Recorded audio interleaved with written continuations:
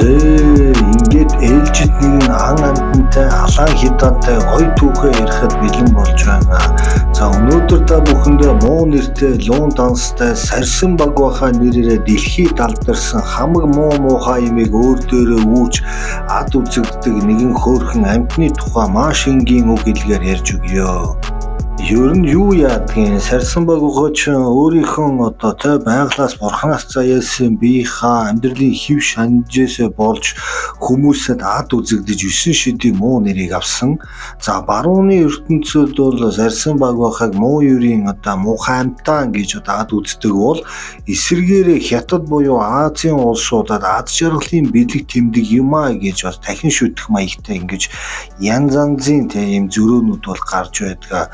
За өдрийн гэрэлд бол үл үзэгддэг, шөнийн харанхуугаар ан авдаа явж хоол унд иддэг ийм сарсан баг баха ойролцоогоор дэлхийд 1300 төрөл байдаг гэж байна. За сарсан баг бахагаар л янз янзын амьтны цусыг шүүрч авч идээд уугаад байдаг гэж бас буруу ойлгож болохгүй. Сарсан баг баха дотроо 2-3 төрөл нь л ямарваа нэгэн амьтны цусыг халуунаар нь сордог тийм л байгаа.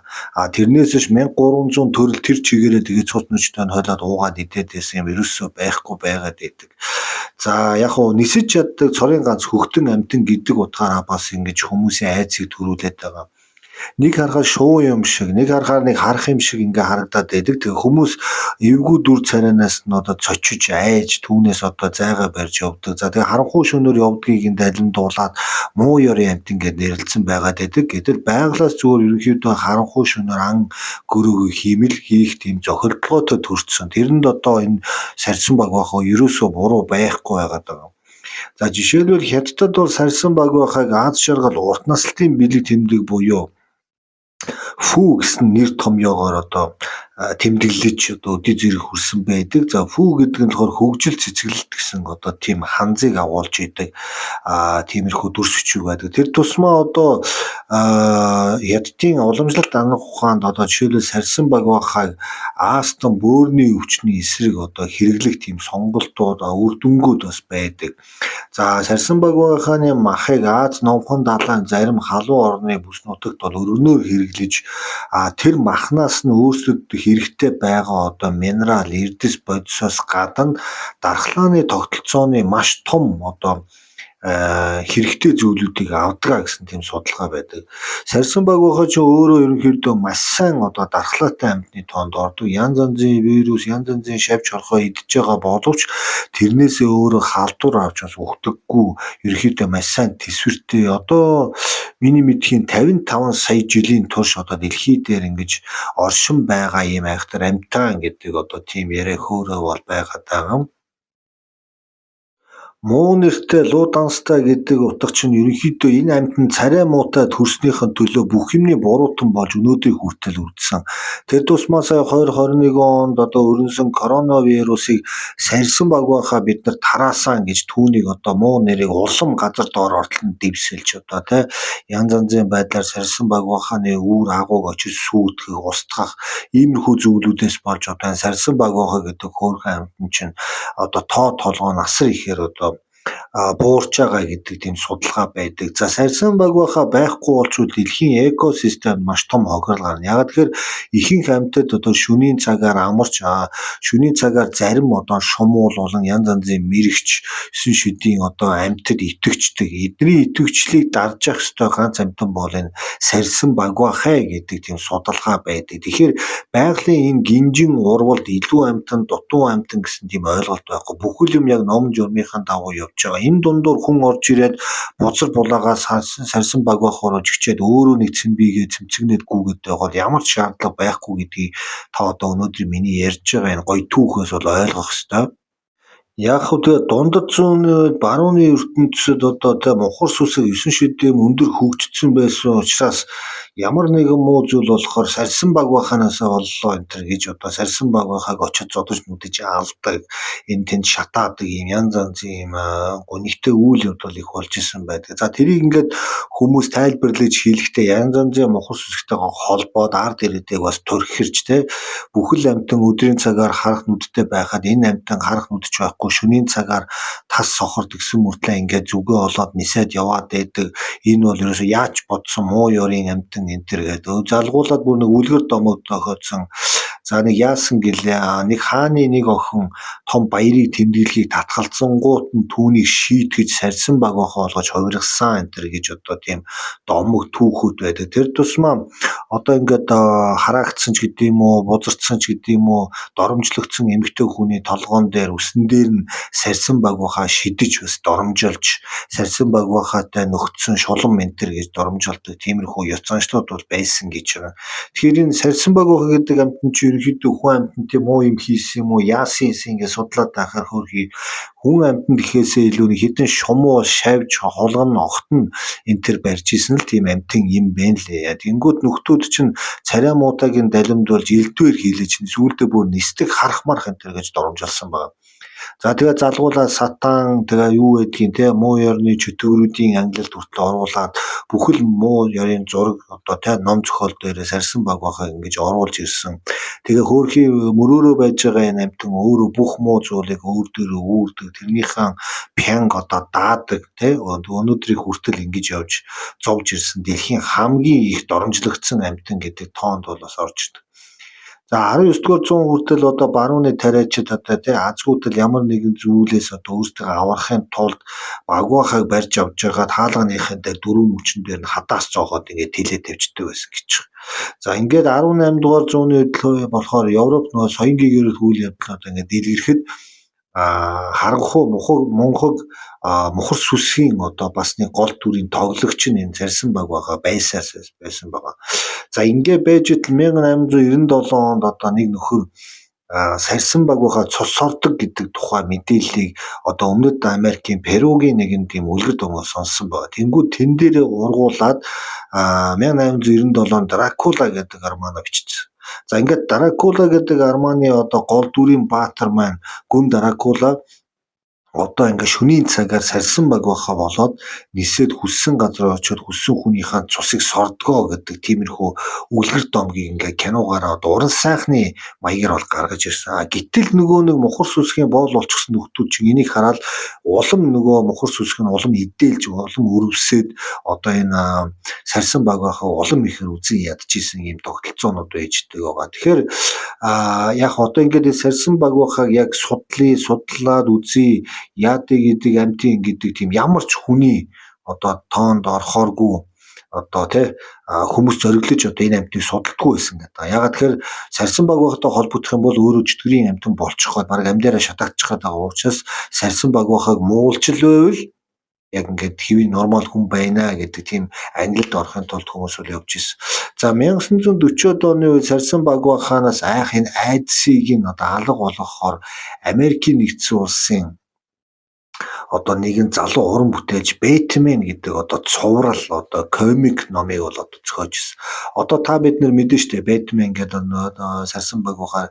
За энд бол одоо хүүхдүүд маш дуртай. Гэтэл яг одоо тэр үед энэ одоо хүүхдүүдийг тэгээ энэ хүмүүсийн сэтгэлийг бас арай өөр тийш нь болгох гэж албаар энэ сарьсан баг бахааг юм сайн дүрийн баатрын дүр тоглуулж одоо өнөөдрийг хүргэсэн байгаа. За тэгээд өнөөдрийн байдлаар бол яг хуу сарьсан баг бахааны энэ өсөлт үржилт ягаад ингэж огцон буурсан байх гэхээр янз янзын одоо нэг хортой пестицид центр гэдэг зүйлүүдийг одоо тариа ногооны талбай дээр ихээр цацсан. За тэгээ ой модуудыг хяргасан, хот суурин газар тэлсэн, уул овоо агуулгыг энэ очиж нурааж одоо тэнд нь аялалж уучлал одоо элдв виноны одоо агуулгач гэх юм ингээд юм болгож ашиглаад байгаа учраас энэ сарьсан баг бахаа гэдэг амтан чинь өөрөө одоо ингээд амьдрах орон байр нисэх талбай нь хүртэл ингээд багасч байгаа. Тэгэхээр яг хүн амтан руу довтолж ирсэн үү, хүний цусыг сороод идчихсэн үү гэсэн тийм мэдээлэл яхад ерөөс юу ч байхгүй. Өөрийгөө яа гэж байгаа л амтан. Хамгийн дуртай иддэг юм гэвэл хөрхий тэгээд нэг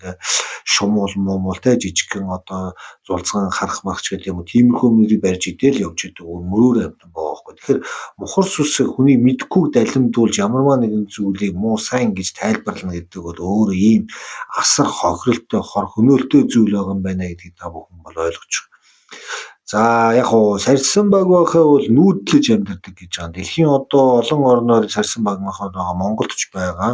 За зарим нь нүүдлээд дулаан орнууд руу явчихна. Зарим нь болохоор одоо тухайн бүс нутагтаа өөрийгөө өвлжүүлэхэд бэлддэг тэжээл энтрээ бэлдээд одоо тийм ингээд тогтсон тийм температуртай агууд ороод ингээд таазнаас нь өөрийгөө уяад ингээд унжаад байж идэг. За ингээд байж явах үедээ гадаа температур хүйтэн болоод ирэнгүүт өөрийнхөө биеийн температурыг дагаж буулгаад тэгээ бодисын солилцоогоо удаашруулад ерөнхийдөө тийм ичих үйл ажиллагаанд явж байгаа.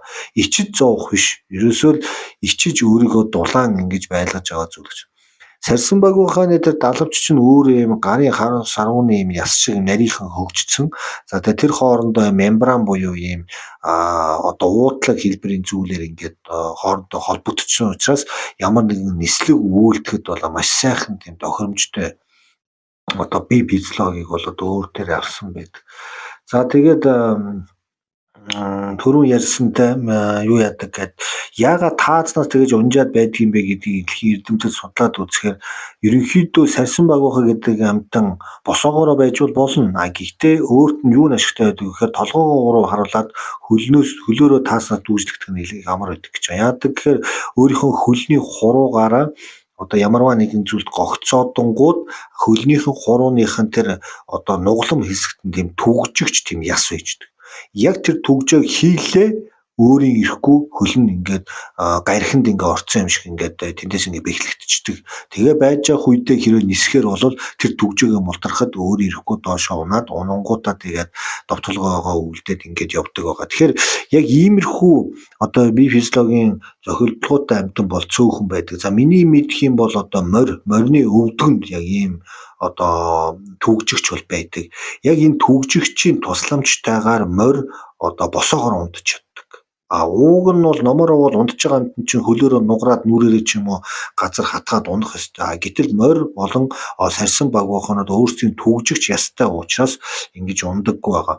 За тэр ундгуу гэдгийг бас гоё тайлбарлаад өгөхөд сарьсан баг ухаа хэрвээ газар байж байгаад ан бүрөнд явахдаа дэвлэлт нисэлт хөөрөлт хийх юм бол асар их хэмжээний хүч одоо зарлагдана гэдэг бол мэддэг. Тийм учраас шууд хан тааснаас ингээ өлгөөтэй байж байгаад за одоо андаа явъя гэхэд гогцоогоо мултлахад доошо ундаг. Унжаах үедээ одоо дэлхийн таталцлын хүчээр өөрийнхөө далавчийг нээгээд тэгшрээд шууд одоо доторгоо үлдээд явчихдаг ийм амархан одоо ийм амар сэргэлэн амтан байгаа.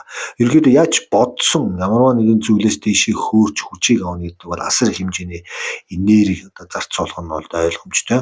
За энэ хүн амтнаас болоод бас энэ сарьсан баг ухааны тархац бас багтаад байхаас гадна одоо тэр аюул занал одоо бас их байдаг. Тэр нь болохоор өвчин байдаг. Цагаан хамрын хам шинж гэдэг одоо айхтар одоо энэ сарьсан баг ухааны өвчин хойд Америк даяар одоо ингэж дэлхийд даяар өргөн тархаж одоо олон хэмжээний одоо сарьсан баг ухааг бас устгасан гэдэг тийм одоо мэдээлэл байдаг. Ерөнхийдөө яг хуу сарьсан баг ухааны 30 гаруй жил бол амьдрах тийм чадвартай амтан. Гэхдээ дийлэнх одоо зулцхан сарьсан баг ухаанууд ойролцоогоор 2 жил болоод ихэнх нь бол үхсэн маш цөөн тооны сарьсан баг ухаанууд бол тунаж үлдсэн байдгаа гэж одоо ярьдаг.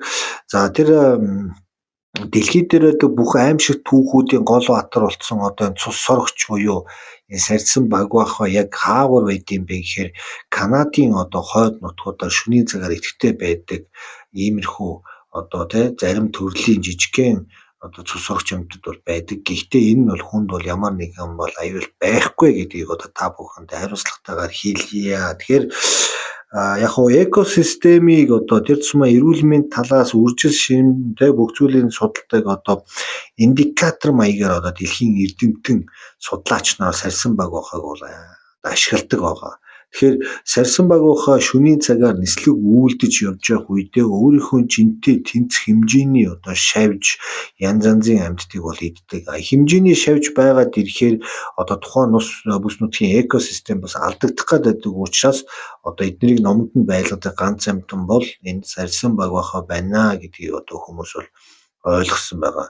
За тэгээд сарсан баг байхаа ч ерөнхийдөө нүд байхгүй гэж би түрүү хэлсэн. За нэг улаан ярианы эргэлзсэн нүд байдаг. Гэхдээ тэр нь өдөр харахгүй, шөнөж харахгүй. Тэр сарсан баг байхаа яаж зүг чигээ олоод байна гэхээр өөрийнхөө биенээс одоо нисэж явж байх үедээ эхолокац гэж ярьдаг юм да. Тийм өөрөөсөө хит одоо тий авианы цуурайг одоо ингэж цацаад тэр нь ингээ буцаж юмд ойгоод өөрт нь мэдгэдэнгүүт яг тэрүүгээрээ зам чөлөөтэй эсэх олзолж идэж байгаа амьтан хаана явж байгаад одоо тэр бүх зүйлийг мэдэж явж байгаа. За энэ эхо локацийн одоо үйл ажиллагаа бол одоо байлдааны болон иргэний нисхийн одоо бүх онгоцнуудад бол бэж идэг байгаа. Тэгээ сүүлдээ бүр хөгжөөд локаторт баригддгүү одоо ийм хит авианы цуурайнд баригддгүү иймэрхүү шин төрлийн онгоцууд хүртэл одоо бий болчихсон байгаа. За энэ бол тусдаа сэдв. За тэгээд сарсан баг байхаа бол яг хөө ингэж доошоо унжаад хөлөө мөрилгаад ингээд тогтож байна. Өөрийгөө тэгээд ингээд хэдэн жилч хэдэн сараарч ингэж унжуулаад байлгаж явах чадaltaй ийм айхтар одоо хөл гарнд хөгжсөн амтан гэдгийг бол түрүүн би хэлсэн. За сарсан баг байхаа ер нь юу яадаг? Хойд Америкаас одоо нүүдлээд одоо зуны цагаар бүр доошоогоо одоо Латин Америк, тэр зэмээ бүр Аргентин, Чили улсад нутаг хүртэл бас сунж сайхан бас амьдардаг байгаа. Тэгээ Канадын байгаль хамгаалах байгууллага ерөнхийдөө одоо энэ сарсан баг байхааг хайрлаж хамгаалахын тулд янз янзын сарсан баг байхнууд их ордог агууг одоо жуулчдад хаалттай хэлбэрээр бас үзүүлэх цаашдаа энэ экосистемийн гол тоглогч болсон сарсан баг байгааг хайрлая гэдэг тийм янз янзын аяныг бол өрнүүлээд байдаг. За нөгөө нэг 20 онд чинь нэг корона гэдэг бөөн үемэн бүжигнэн болж байхад бол хин нэгнийг буруутгах тийм одоо шаардлага бол байсан гэж үздэг. Тэр үед одоо хамгийн гол хохирогч бол одоо энэ сарсан баг байхаа болсон. За энэ сарсан баг байхаан дотроос яах вэ? Гэхдээ яг хятад байдаг сарсан баг байхааны нэг төрлийн генетикээс коронавирусын одоо бүр яг юунд оролцдог нэг тийм вирус илэрх нь бол илэрсэн гэж үзээд байгаа. Гэхдээ тэр нь коронавирус болсон гэж бас хинч батлаагүй. Сарсан баг байхаанаас хүнд халдсан юм уу үгүй. Яаж ч одоо гений одоо урвалаар юм уу тооцоололоор бол тэгэх боломж байхгүй. Тэгэхээр энэ сарсан баг байхаанаас одоо энэ генийг авсан одоо бактери вирусыг авсан амьтан энэ хүн энэ хоёрын хооронд ингэж хэдэн эволюц явж байгаад тэгээ хүнд энэ ийм ханиад хэлбэрээр илэрсэн гэдэг тийм одоо багцаа судалгаа байдаг. Тэгэхээр дэлхий дээр бол бүх төрлийн амьтан байгаа. Тэр бүх төрлийн амьтан өөр өөрсөн гэсэн одоо дархлааны систем, тэрнийгээ дагаад одоо янз янзын вирус, бактерийг бол агуулж идэг. Тэр нь дэлхийн хөгжлөөрөө ингээд янз янзын мутацид ороод явж идэг. Тэр мутацид орсон зүйлийг бид нэр одоо тэрнээс болж ийм болчлоо гэж буруу шаана гэдэг бол өөрөө мэдлэггүй харгай. Ерөнхийдөө хүн төрлөختөн байсан байгаагүй сарсан баг байхаа гэж амьтан байсан. Коронавирус гэдэг зүйл чинь 20 онд гараад ирсэн чинь бас биш. Тэгэхээр ингээд юм сүзэгдэлд шууд одоо итгэх мэдлэггүй гай гэдэг чинь өөр юм бас хор хохиролтой байгаад дээ. Тэгээд өнөөдрийн байдлаар энэ муу юмд холбогдсон энэ сарсан баг байхааны нэр хүндийг цэвэрлэхийн тулд одоо дэлхийн байгаль хамгаалагч тэр зам сарсан баг байхааг хамгаалдаг одоо өчнөн олон төрлийн бус байгууллагууд бол янз янзаар бол явж байгаа. Сарсан баг байхаанаас илүү аюултай мөртлөө царайлаг хөөрхөн амьтад бол байдаг. Тэднэр дээр юусэн ямар ч хэр халдаахгүй. Муу нэртэй луу данстай царай муутай нүдгүү харахгүй шавж хорхоо түүж иддэг юм уу ядарсан сарсан баг байхааг бол янз янзаар хэлж доромжилж байгаа. Тэгэхээр хэдүүлээ одоо цаашдаа энэ шинжлэх ухаан гэж байгаад хөгжөөд ингээд явах юм бол юм сүзэгдлийн чанарыг нэлээд сайн ойлгох хэмжээний бас тийм боловсролтой болох хэрэгтэй байна гэдгийг одоо энэ пост одоо та бүхэнд бол харуулж байгаа байхаа. За ингээд сарсан баг байхааны тухай цаашдаа өөр яриад байвал зөндөө юм байгаа тань. Тэгээд Европ тал руугаа бол жоохон чөтгөрийн гэдэг тийм негатив талын мэдээлэлүүд байгаад байгаа. Аз тал руугаа болохоор нэлээд хөөрхөн одоо аз жаргалын хөгжил цэцгэлтийн тийм бэлэг тэмдэг болсон ийм хөөрхөн амтны тоонд бол ороод идэг. Тэгээ цаашдаа би энэ part 2 болгоод Сарсан Багийн ухааны бас түүхүүдийг бас оруулнаа. Айгүй сонирхолтой санагдаад яваад байгаа. Тэгээ өнөөдрийн хувьд бол яг ингээ бараг 20 минут ингээд иймэрхүү маягаар ярьчихад болж байгаа байх. За тэгээ манай сувгийн гоё түүхүүд сувгийн одоо орж байгаа бичлэг бүх юм та бүхэн таалагддаг бол сэтгэлийн биелэг цай кофений мөнгө өгөхөөр бол та бүхэн доор гарцсан байгаа хаан банкны данс руу эргэлзэхгүйгээр шилжүүлээрэ. Тэгээ өдөр болгон та бүхнийхээ өгж байгаа их бага хэмжээний цайны мөнгөөр одоо асар их урам авж байгаа. За тэ 5 10 мянга 20 мянга 100 мянга гэх мэтийн одоо тэ мөнгүүдийг ингэж шилжүүлж байгаа та бүхэнд бол асар ихээр баярлалдаг шүү. Тэгээд та бүхнийхээ чи дандаа юм гоё сонирхолтой мэдлэг тусал нэмэр болсон эерэг контентуудаараа бас хариулаад явна гэдгийг хариуцлагатайгаар мэдгийе. За ингээд дараагийн гоё түүхүүд араараас орж ирнэ. Та бүхэн орж гараад ойрхон байж байгаарай.